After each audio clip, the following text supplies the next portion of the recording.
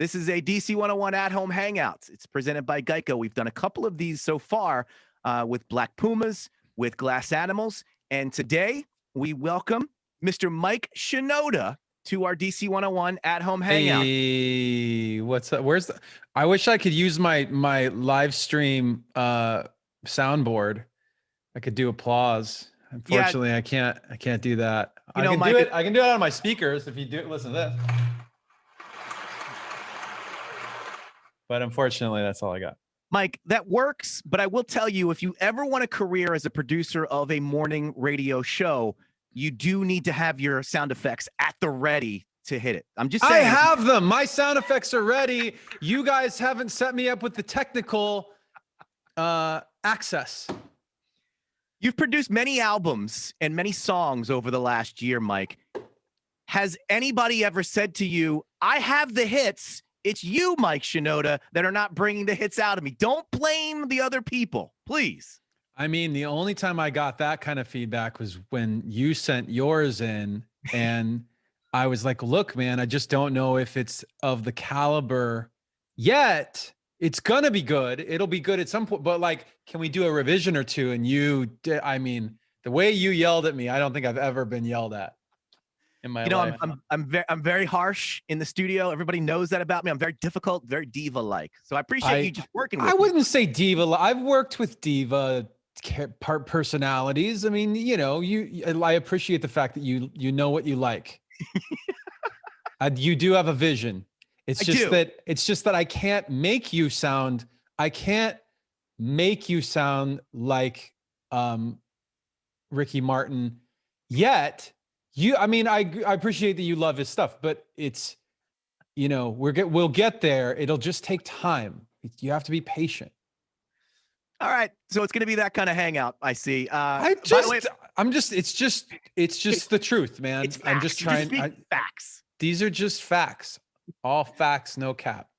Mike, we have a crew of DC101 listeners who are also as part of our DC101 hangout, at-home hangout presented by Geico. At some point, they're going to be asking questions. We're going to try to bring them into the call so they can ask you specifically. But just know that there are people here who are also participating in our hangout. Okay, sounds good. So I guess I'm going to start by asking you, because we probably talked about a year ago. We were about a month in, and you and I spoke. It was right before Drop Frames Volume 1 came out, so maybe it was June-ish. And I was going, we kind of talked, and I was going to ask to catch me up on the year, but really what I want to know is, it feels like you've just spent the year working as if there hasn't been a pandemic, basically just in a studio producing music. Is that correct?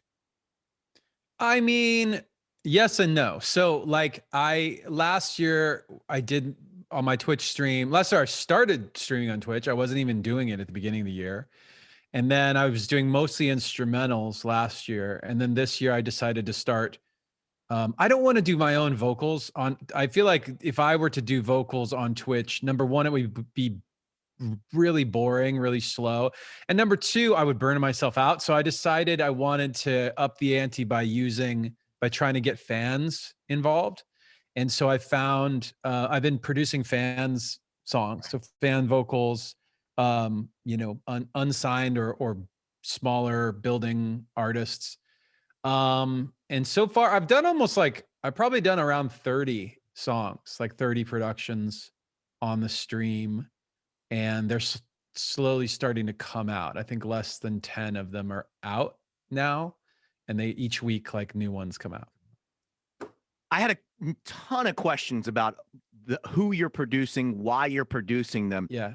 But the thing that really jazzed me up as kind of catching up on what you've been up to is, it seems to me as if you are getting so much fulfillment these days.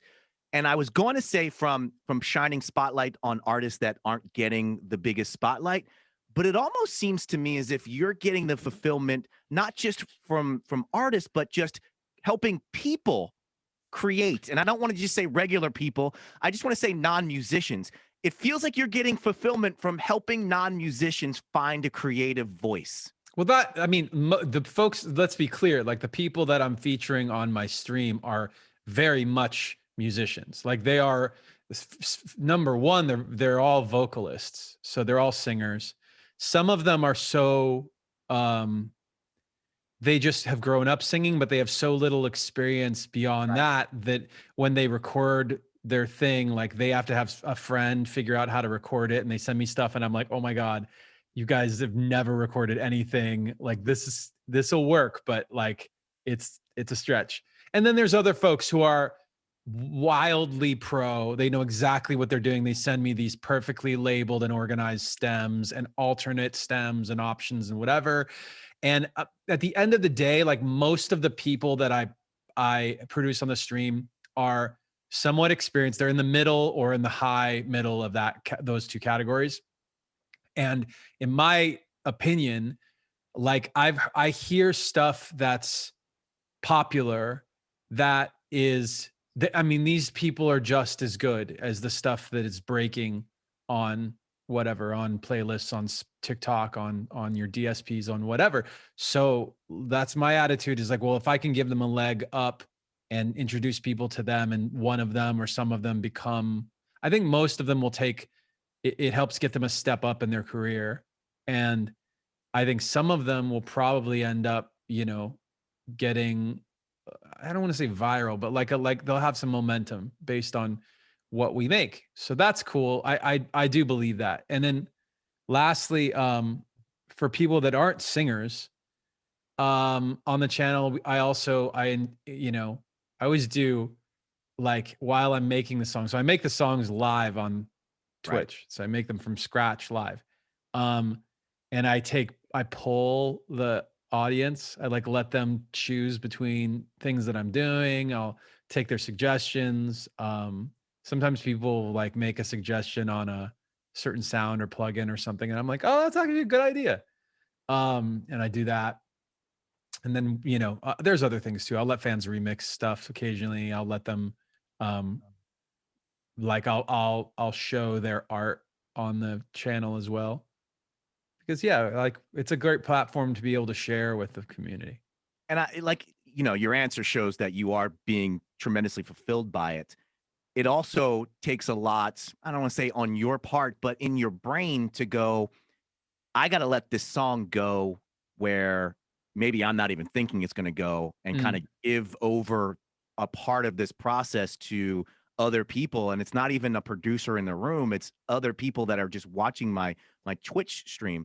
What how difficult was that for you to do at the start of this process, and how much fun is it to do now? I have like streamlined the process a bit so that it's more watchable. If you saw the way, like if I did my studio album process on these streams, like we could spend an insane amount of time like getting the right hi-hat sound. Like you wouldn't, I mean, we'd spend the whole stream just figuring out some drums. It wouldn't be fun to watch. So I do a lot of shortcuts on the stream, just in the name of keeping it moving. I want to bring up a couple of people.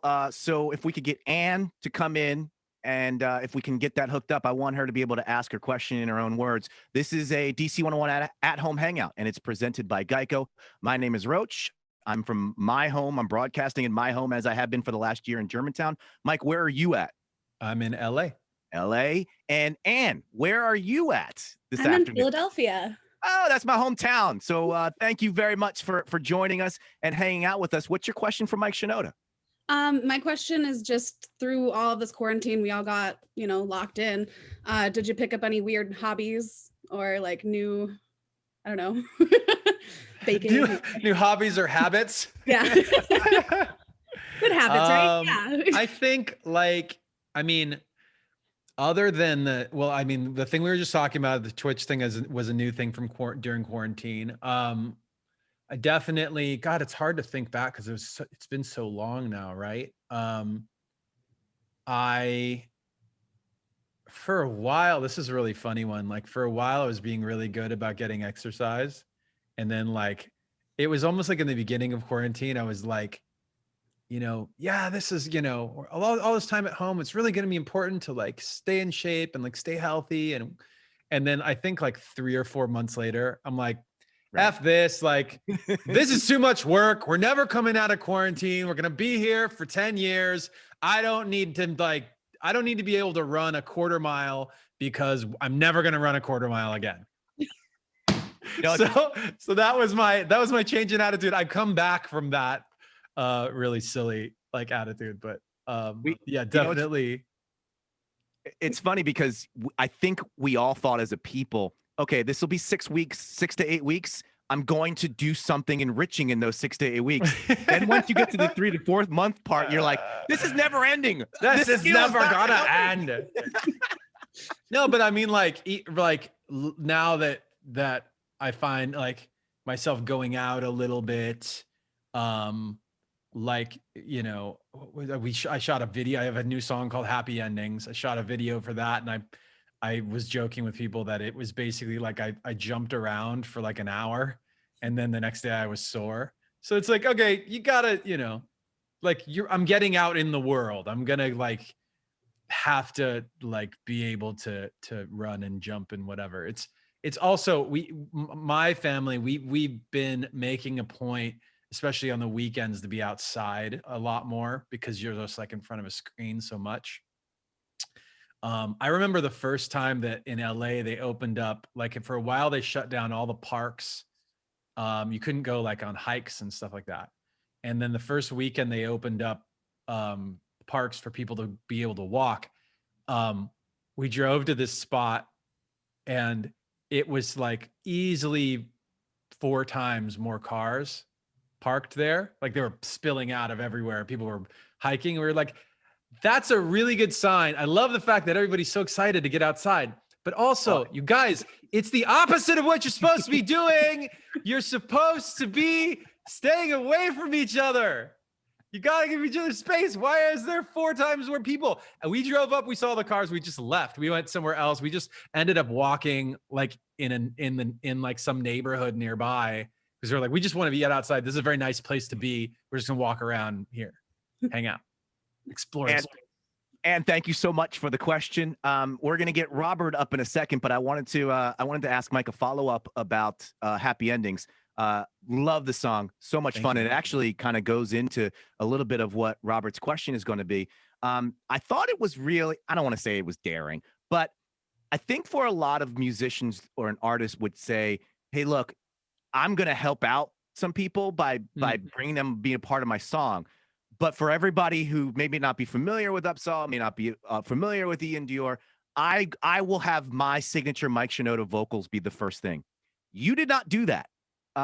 So what was that intentional, or was it just in terms of like the song starting with Upsahl's vocal? Exactly. Yeah, well, okay, so the short version of that the short answer to that question is that we wrote the song. Upsahl and I and Sam Ronson and Pete Nappy wrote the song because originally Sam reached out to me. He was like, hey, do you want to write with me and Pete? I thought in the beginning it was like we were going to write something probably for them, for their album. And then they have a project called Ocean Park Standoff. And I was like, yeah, sure. Like, I don't know. I just like hanging out with Sam. She's just fun. So we got on a Zoom. Oh, so we planned to get on a Zoom, but then they texted me and they were like, hey, there's this girl named Upsahl that we think is great. Like, can we add her to the Zoom? And I'd actually heard about her from another person already. So I was like, that's weird. Like, what a coincidence. So we added her.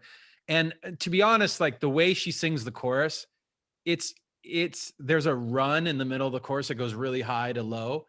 And it's a hard part to sing. Like I can't sing it very well. It doesn't sound good when I sing it.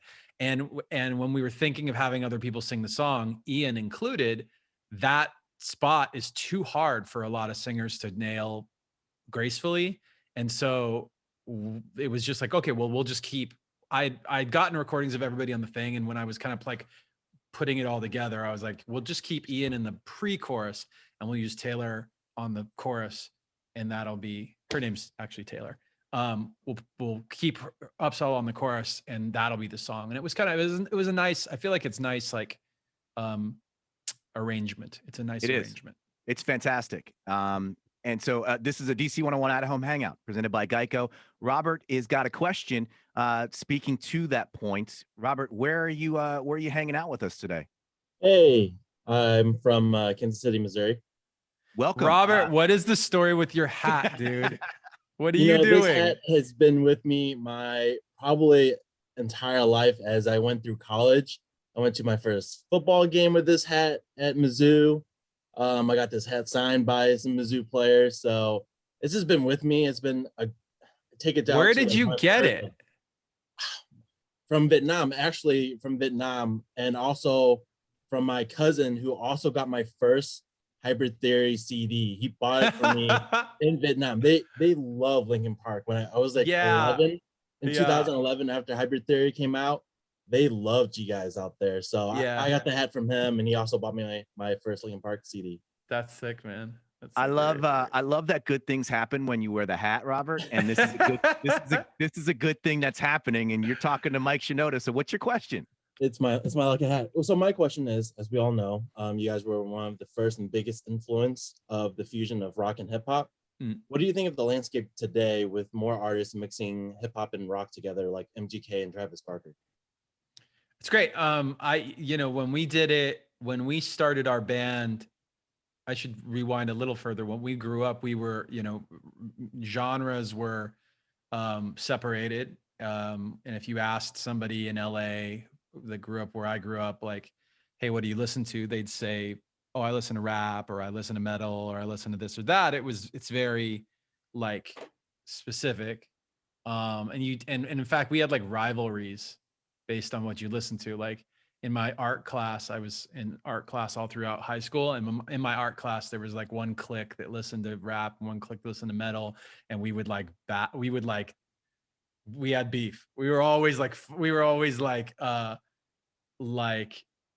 picking on each other and whatever, in a fun way, but still, actually, I think a couple of my friends hated those guys, but whatever.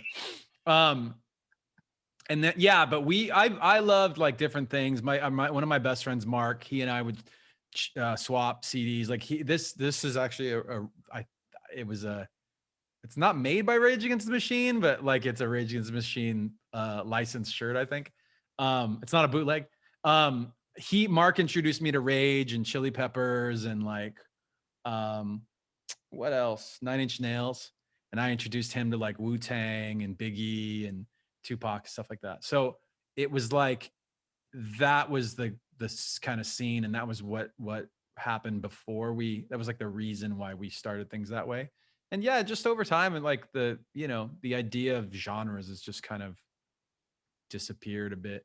I like MGK. I love Travis too. Like all the good dudes, and there's certainly a lot of other artists who are doing even like almost like going even further.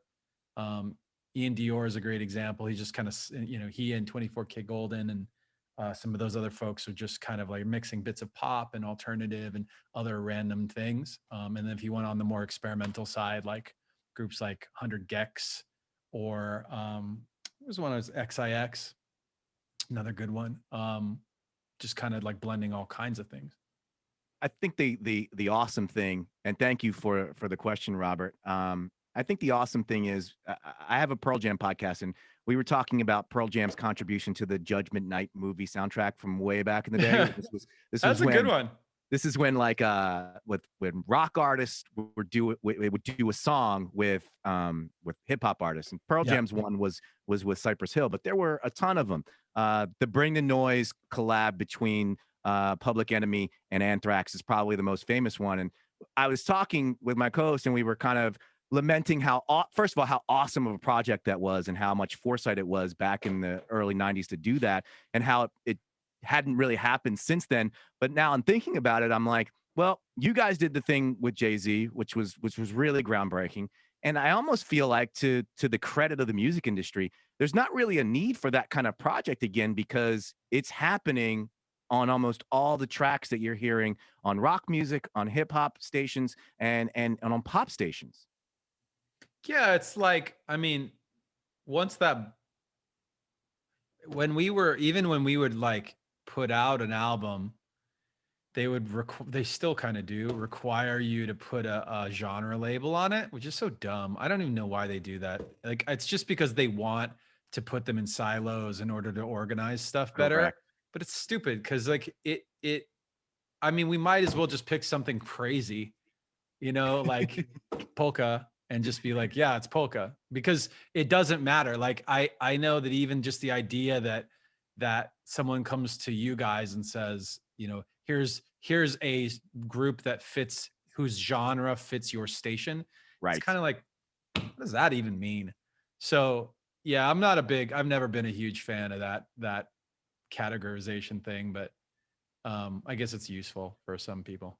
But it's great to see the walls beginning to come down on that. They're gone. Like, it doesn't even like, I feel like it doesn't, like, there's some people who really do like very specific. If you're going to make a project that's like a very specific genre specific thing, because the exercise or the vision for it is that it should be that. So if your thing is, we're going to make a blues record, and it's obvious what you're doing, and it's obvious that you should put it in that genre.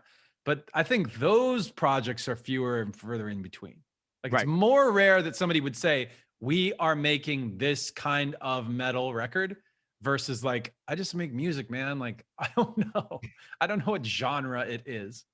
We got time for one more question. So I'm going to bring up PJ and again, remind you that you are listening to and watching our DC101 at-home hangout presented by Geico with Mike Shinoda. To Mike's point about the radio station and the checklist, I'm thinking about happy endings now, and I'm thinking to myself, this checks none of the boxes of what a typical alternative rock radio station would play for a number of awful reasons now in hindsight. And then so like, there's a female on it, and you're not supposed to do a lot of females on a rock station. Really? That's a thing? That was a thing, Mike. These walls are coming down. There's a rap. There's a he's rap calling out the rock radio stations as sexist. Good God. There's a rap on there. There's a rap by a person of color. Rapping. There was a lot of stuff. There's a you talked about it. There's a very vertical silo that goes very high that no one was supposed to cross-pollinate, and those walls have come down, and I love it, and I'm here for it. Also, it was probably too poppy for a rock radio station, probably, but now, so doesn't matter. PJ, what's your question, my friend? Who's PJ? Which one of you is PJ? Yeah, which one is PJ? Hey, I'm PJ. Hi, PJ. Where are you at? Where are you at, PJ? Sorry about that. I'm Peter James McShay. I live in Hughesville, Maryland. Super happy to be on. Thank you for being local. We appreciate that. What's your question for Mike Shinoda? Okay, so the song Crawling was kind of like a high school anthem for me. The whole like, these wounds will not heal, so much pressure, like that just really like, yeah, it was amazing back in the day. And just to find out that it was more about, your journey to positivity, like Crawling was the thing that you weren't trying to be negative. So I was just wondering, do you have any tips on how to stay positive with wounds so won't heal with life's hardships? I think so. Like we always looked at it like the music was, especially on Hybrid Theory, that was like think of it as your like calling card or your business card or your introduction, right, to people. And so those messages and stuff, they were just straight out of our like hearts and minds. It was just in almost intuitive the way we were making stuff. And so once we got that all down recorded, and went out into the world with it, we realized at a certain point, like, well, we're not like, rarely is anybody like just dark like that all the time. And so people would come to the shows having been drawn in by this dark thing. And it came from an honest place, but when we were playing it live, we wanted people to feel like elated. We wanted them to feel good. And so you'd leave having had this cathartic experience where it came out, And I think that's part of like, that's a good exercise. Like that's a good thing to be aware of, is to kind of give yourself a break and let some of that stuff out. Because that's what, at some point live shows, well, in some places live shows are already coming back. And that's a great, that was one thing I always loved about playing songs like that live, for sure.